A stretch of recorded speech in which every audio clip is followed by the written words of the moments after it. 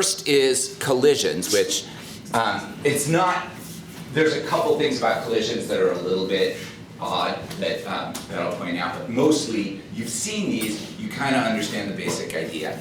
And then there's center of mass, and there's two things involved with center of mass. One is purely conceptual. Everybody here will need to know that. The other is more of an applied skill. I'm not really going to show you how to do that. AP students, you need to understand that you need to be able to do it. You need to be able to find the center of mass of a system at any time and evaluate that in a variety of ways, including looking at how fast it's moving. So we're going to talk about what collisions are, how the law of conservation of momentum applies to collisions specifically. We're going to talk about elastic and inelastic collisions, which you've had like some sneak previews of, and then we'll talk about center of mass and velocity of center of mass, and relatedly the momentum of center of mass. And then after that, I'm going to run you through what the assignment that we're going to be doing is going to look like, and I'll apply a bunch of these concepts so that you can see them. And I told a few people, I have this idea as I was writing in today about elastic versus inelastic collisions, and I have no idea if my idea is right. So I'm going to try it in front of you all for the very first time. This will be the unveiling of Rieger's law of elastic and inelastic collisions, and I think it's not going to quite work. But I'm not sure, and I just want to try it. I have this idea, and so I'll run it by you, and we'll see how that goes. Okay, so when we have collisions between objects, there's two different ways that we can think about it, okay? One way we can think about it is the way that we normally think about things, and that is if we have two moving objects and they bonk into each other. Or maybe we have one object that's not moving and one object that is moving, and the moving object hits the object that's motionless. And the only tricky piece to collisions is that in physics, it's not really about like two things that are converging on each other and bonking into each other. Collisions occur anytime there are short-lived, relatively strong forces between objects. So if I were to use these carts as an example, this is sort of the prototypical collision, right? Two carts roll toward each other, they hit each other, and that's that. Or one cart rolls toward the other, and they hit each other. Here's a couple of collisions that seem a little bit less obvious. If I roll both carts, but one is going faster, even if they're moving in the same direction, technically that's still a collision. And then the really weird one is if we look at a situation where both objects are motionless, but there is something that can push in between them. In this case, it's a spring between these two, and if I release the spring, then there is a collision between those objects, technically, in the physics sense, because it's a force that acts for a short amount of time between the two objects. So technically, that's what we refer to as a collision. The other piece that's generally involved in collisions is that we sort of assume that there are no external forces, very large external forces, acting on the objects in any of the dimensions of the collision. So, and this, it gets a little rough, right? Like, some people would say that if I hit the whiteboard, that's a collision, because there was a force between my hand and the whiteboard. Some people would say, nah, that's not a collision, because the board can't move because there's a force acting on it from the wall behind it, you know, friction, and there's a bunch of stuff going on there that essentially means that in that system, there is an overall force in the direction of the force and the contact between my fist and the board. So that, I'm not gonna get super technical about the definition of collisions. I'm not gonna like throw out a situation, and if you're wrong, you know, take off points or anything. But just understand that collisions aren't limited to two objects bonking into each other. Okay? Anytime there's force between objects, we can at least passively consider it to be a collision. In elastic collisions, what happens is in any collision, anytime two objects come into contact, there's some change of shape, even if you can't see it.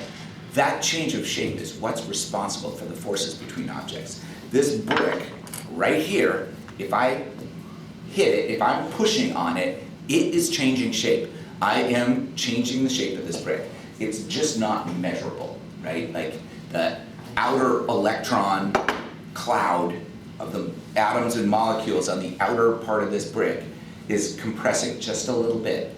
That's what causes the normal force between the brick and my hand. That's what causes the perpendicular force from this brick on my hand, is the deformation. In this case, that deformation is almost all like in the electrons, in the electron cloud. So when I push on it and then take my hand away, like that electron cloud is restored completely to its initial state. If I have two air carts and I bonk them into each other and there's a spring in between them, or a little rubber stopper, which is what you all could use today as well, then there is deformation, but the deformation happens mostly to the spring. The spring deforms and then it comes back to its original shape. If you use a little rubber stopper, that deforms and comes back to its original shape. And anytime you have complete restoration, or it's never perfect, but near complete restoration of an object's shape, we call that an elastic collision. And the most important thing that you need to know right now is that in an elastic collision, momentum is conserved as long as there's no overall forces in the direction of the collision. Okay? And there's something else that we will be looking at down the road, which is called kinetic energy. And what happens in an elastic collision is that the kinetic energy of the objects is temporarily transferred to something else, some of it anyway, not necessarily all of it. And in this case, that kinetic energy is transferred to the spring. And then the spring transfers that kinetic energy back to the cart. So there is a temporary storage of energy in the deformation of the objects that is then returned to the objects. That's what makes the collision elastic. And that's why the objects don't stick together. If you have two objects and they push on each other and then they restore to their original shape, the outward force on those two objects is going to cause them to separate. All right? So in an elastic collision, momentum is conserved, which is what we've been seeing, but the objects, there's no overall deformation after the collision, and this thing that we haven't really looked at called kinetic energy is conserved. With inelastic collisions, it's the opposite. With inelastic collisions, the deformation is not restored at all. Think about a lump of clay hitting something, and the lump of clay changes shape, and then it doesn't bounce back to its original shape. Not at all. If you have two lumps of clay and you bonk them together, they'll both change shape, and neither one will restore to its original condition, which means that after they've stopped moving toward each other, they don't start moving away from each other. The force is zero between the two objects as soon as that deformation has taken place. You can think about that in terms of the carts as if we had a locking spring here. So if these two carts clicked or bonked together, and then as they push together, the spring locked into place, now that thing that we haven't talked about yet called kinetic energy has been temporary, or has been stored in the spring, but it's not temporary anymore. It's just still there. The spring never sprung back. That's what happens in an inelastic collision, is that the energy that was kinetic energy gets transferred to something else and then it stays there. Not all of it, but some of it. In an inelastic collision, as long as we don't have overall forces acting on objects in the dimension of the collision, momentum is still conserved. The law of conservation of momentum is still true, but the kinetic energy won't be conserved. You're going to lose some of that weird quantity that we call kinetic energy. Okay, and this, by the way, is, we'll come back to this in a little bit, but here's what I'm thinking with this. This is my idea that I'm going to try out. And Mr. McKee, you probably can't stick around, can you? But I got to finish a special letter for this guy. Really? Yeah. Oh. This guy's an all-star. Are you gonna write him a good letter of I recommendation? absolutely am. Really? It's one of my faves. Wow, that is astounding. I would write you a letter of recommendation, but it would start with something like, of all the lying, cheating, dishonest, hey, speaking of, okay, hang tight. Speaking of, I was thinking about, so that's not you at all, you know this, right? Second of all, my next adjective was gonna be smelly, which you're not. But what that made me think of, and this is science, it really is. That made me think of the skunk on the road. You guys saw that, right, on the way in? But here's the thing though, is I was on my bike. So the skunk was already dead, it was on the side of the road. I smelled it before I saw it, and I steered way around it. But then I got to school and I was like, holy crap. So I think like, there's like a skunk cloud on my bike and my biking clothes and stuff. Allison, can you smell it? Not really. Okay, good.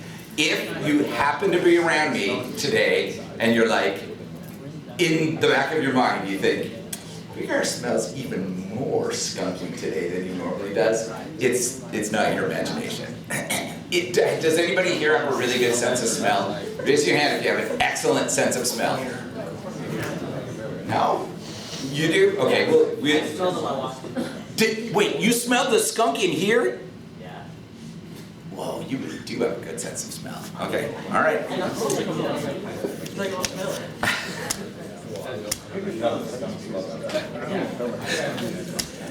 Okay. All right. Sorry. Let's get back on track. Okay, so in inelastic collision, the deformation occurs, but the objects don't regain their original shape. And while momentum is still conserved, there's no overall, or the kinetic energy is not. Okay, and we'll come back to that later in a little bit today, and then we'll really come back to that next month. All right. The last thing that I want to talk about is center of mass, and this is the conceptual piece that you all need to understand, which is that when we think about objects in like classical physics, which is what this class is all about, we imagine them as if they were incredibly small, concentrated points of mass. It turns out that in the macro world, things that we can, see and manipulate, that is really accurate, right? I don't think about a cannonball as having an overall shape. I think about it as being an infinitely small point with the mass of that cannonball.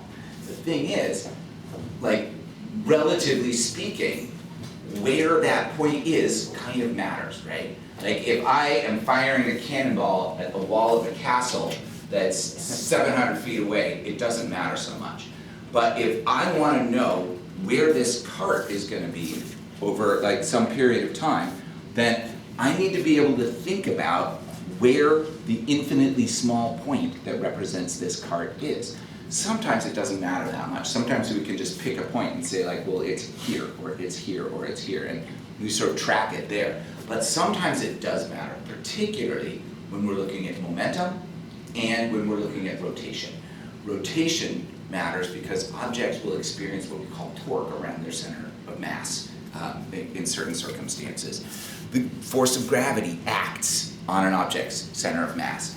And the momentum of systems is generally regarded as being the momentum of the center of mass of the entire system, okay? So basically what center of mass is it's the average position of every piece of the system. And the average part of it doesn't just have to do with their location, but also with their mass. So if you have an object that is regular in shape, like if I take one of the metal bars, which is like perfectly uniform and a rectangular solid, then its center of mass is exactly where we would expect it to be. Right in the center of the bar in all three dimensions. But if we have things that are not symmetrical, like if we were to have a bar that was made of styrofoam fused together with lead, then there's more mass in this direction and less mass in this direction. Up and down, front to back, it's the same, but the center of mass would be way over here now. It's almost like the styrofoam's not even there. So effectively what we're doing with center of mass is we are using the mass of each particle and the location of each particle to do a weighted calculation. I'm not gonna go through the calculation with everybody because it's only relevant to the AP Physics students, but this is the calculation right here. Basically, you multiply each mass by its location along each axis, add those together, and divide by the total mass. So with two particles in a one-dimensional system, it's mass, one of the masses times its location, plus the other mass times its location, divided by the sum of the masses. With our systems that we're looking at, we can think about the objects in terms of, at any one time, their center of mass. It's going to be somewhere between the objects. In this case, I have a rather massive cart and a not so massive cart. My center of mass is somewhere between them. The center of mass does not need to be located where any real particle is located. So a center of mass of a system, even if it's one object like a donut, can be in the middle where the hole is. Or if my system is these two carts, there's a center of mass for this. And where this comes into play, again, this is just for the AP students, is that if we look at an object, or sorry, a system, where there's no net force in the dimension of their interaction, then not only will total momentum be conserved, but the momentum of the center of mass will always be the same. It will have the same velocity both before and after the collision. Center of mass can be motionless. We have two equal mass objects moving straight toward each other. Their center of mass is always right between them. If they're moving each at a constant, at the same speed, that center of mass is motionless, which means the overall momentum of that system is zero. Each object is moving, but the system as a whole isn't because its center of mass is motionless. If we have a system where the center of mass is moving to the right, that will be the case both before and after any collisions, as long as there's no significant forces between the objects. That's as far as I'm going to go in here. AP Physics, you'll need to be able to apply this. You'll need to be able to calculate center of mass, calculate the momentum of center of mass, and use that to make predictions. Carson? I was just going to ask, so like the individual objects have a center of mass, but Yeah. the system as a whole, if you're going to do calculations with it, also has its own center of mass. Yes, exactly. Yeah, and the way that we would do that math is we would use the center of mass of each object to determine its location, and then we'd use this equation to find the center of mass of the whole system. So x1 is the center of mass of object 1, x2 is the center of mass of object 2, and the center of mass of those two systems is like the weighted average of those. Most of the time, the things that we're going to be using in this class, we're going to be able to just point to the middle and say that's the center of mass, right? Like roughly, this is the center of mass of this cart, so that would be its location. It's not universally true. I mean, where's the center of mass of my bicycle? That would be a little bit harder to figure out. Like the center of mass of a human being not only is pretty difficult to calculate, but it changes, right? Like if I do this, my center of mass is located somewhere here. But if I do this, I can make my center of mass in the air between my arms and my torso. That's how those of you who are acrobatic do flips and stuff. You manipulate your body so that the center of mass is not where any part of your body is, and then you can rotate around it. And if I tried to do that, you'd hear sirens. Okay. All right, so we talked about this in class on Tuesday. I just want to remind you that this kind of a setup, where you have a drawing showing objects, arrows indicating their initial velocity, their velocity after a collision, variables listed underneath each object. If you don't do this, then I am almost certainly not going to be able to figure out what you're doing. So if you come to me and you show me some stuff, and I don't see this, you can forget it. For 20+ years now, I've been using this diagram to set up and solve one-dimensional conservation of momentum problems. I'm no longer able to do it without this. So I have to see this. If you choose not to use it, when you deal with me, you're gonna probably find that I'm just baffled and useless, or even more useless than usual. So today I'm gonna be like useless and skunky. If you talk to Miss Adams, she's gonna insist that you use this. And it's not because she's stubborn and difficult, it's because her teacher certification program is requiring her to have you all use a system. It doesn't have to be this one, but it has to be something. She has to get you to use a system like this. This is the system she's choosing, so you've got to be able to do this. With me, it's a matter of communication. With her, it's gonna be a matter of necessity. So understand that. Okay, and we're not gonna do this right now. We might come back to this later. I know, it's really cool. And Miss Adams was a little heartbroken that, that we didn't have a chance to look at it as a class, but hopefully we'll come back and catch it on the flip side. What I want to do now is, actually, hold on.